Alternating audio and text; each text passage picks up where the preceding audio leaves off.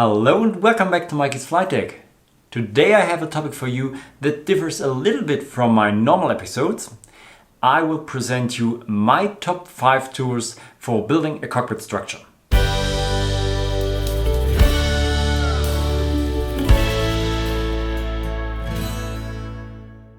In my last and some other live streams before, there was from time to time the question: what tools are you using? What tools would you recommend to do this or this job?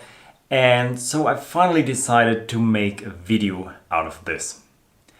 Remember, these are only the tools that, in my opinion, I think I have used most of the times. And keep in mind, we're talking about the cockpit structure.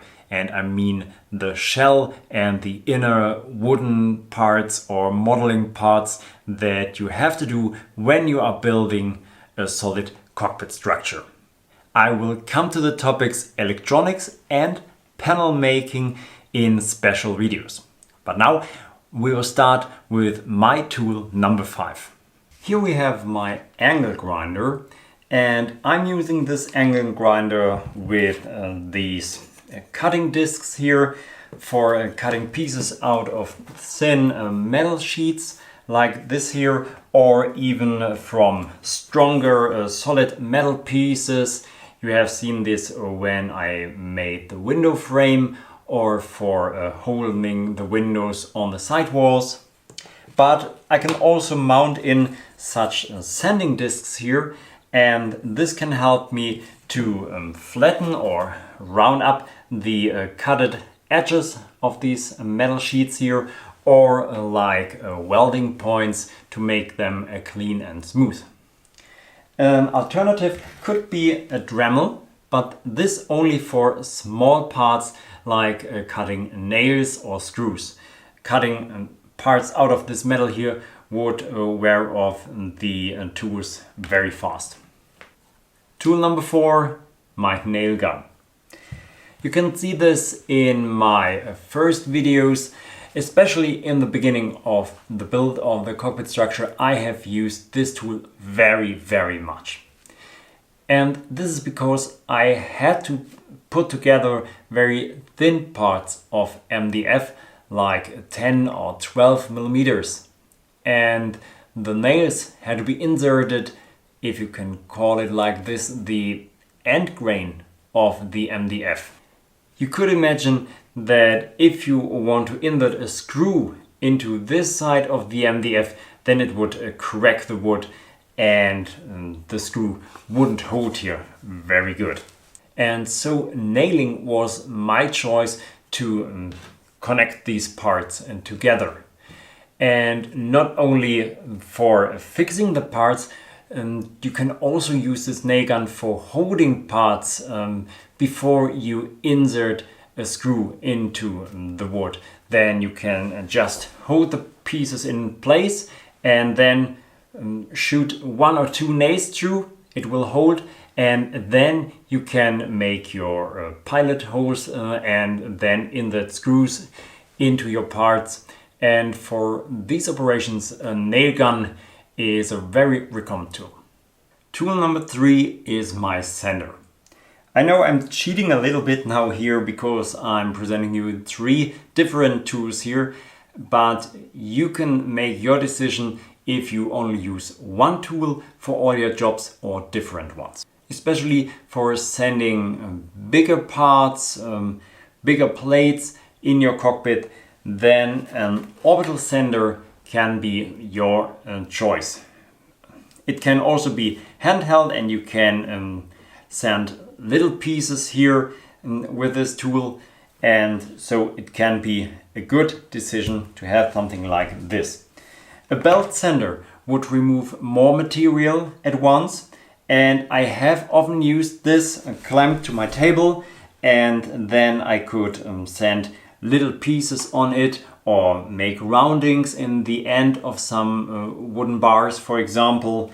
And it is a good decision to have something like this when you want to correct your parts after you have seen that you have cut too less away from the wood. And the last tool is a delta sander, or like here an oscillating tool.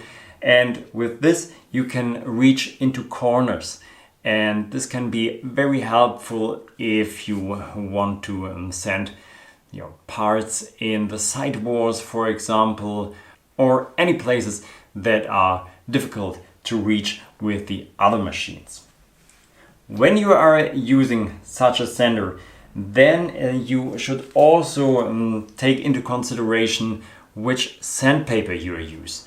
The normal sandpapers can be used for all the normal jobs where wood has to be sanded. When it comes to sand away filler or glass close, for example, then I would recommend you these grids here. And the advantage of these grids is that when you connect a shop vac to your sander, then all the dust can be sucked through, and this filler would stuck a normal sandpaper very fast, and then it would be useless in no time. Such a grid will stay free for a longer time. Tool number 2 is my drill or screwdriver. If you want to save money, then buy a machine that is a combination of a drill and a screwdriver, and so you can change the tool so you have always the right machine for the job you have to do. When it comes to drilling small parts, or if you have to drill straight and exactly straight into the wood, then you should think about buying such a drill press here. And you need a machine that you can mount into this here. So this machine you can fine tune, and then you can drill reliable holes into the wood. And especially if there are many straight holes to drill, like I had to do when I have built my CNC machine, then you can't make this anymore with a handheld drill here. So you should think about buying also a drill press, or maybe even such a bigger drill press. I'm using this here very much because I have more room underneath here, and I can also work on bigger sheets of wood here that have to be drilled. But especially for a cockpit build, I wouldn't buy such a big tool. This is only useful for you if you are more into this woodworking topic. And finally, my number one tool during the build of the cockpit structure is my saw. And I want to show you the different models of saws that can be used, and I will show you the advantages and disadvantages of the different models here. For small money you can get the all-rounder, the jigsaw. You can make straight cuts with this, you can cut around corners. If you want to divide a big sheet of wood into smaller parts, then you can clamp a straight edge onto the sheet, and with this help you can cut along the straight edge and you will come out with a clean and straight cut. The only disadvantage of this tool can be very small parts that can't be cut with this, but then you have to make these cuts by hand. You can insert different blades into the saw, and this is interesting when you want to cut metal or acrylic. A miter saw can be interesting when it comes to cutting angles. When I think of the cockpit windows, there are many different angles that have to be cut in smaller parts of wood, and there a miter saw can come in handy. At my machine I can also lower the cutting speed, and this is interesting when you want to cut acrylic. I'm separating my smaller acrylic sheets or rests of my acrylic before I move them over to my CNC. Don't try this with a miter saw with a higher cutting speed, then the acrylic could melt and eventually damage your machine. The disadvantage of a miter saw You can see this here is the width of the cut. I have here a width of 30 centimeters. Not all machines have this cutting width, and so the miter saw is only a tool for cutting smaller parts of wood here. My table saw is used very often in nearly all my structure building videos. I know not every one of you have the space in his shop to move in such a big saw here. I also started with a smaller table saw when I started the woodworking in a 2x3 meter shop. But there are some advantages in using such a saw. You can pre-cut bigger sheets of material like MDF or multiplex on it.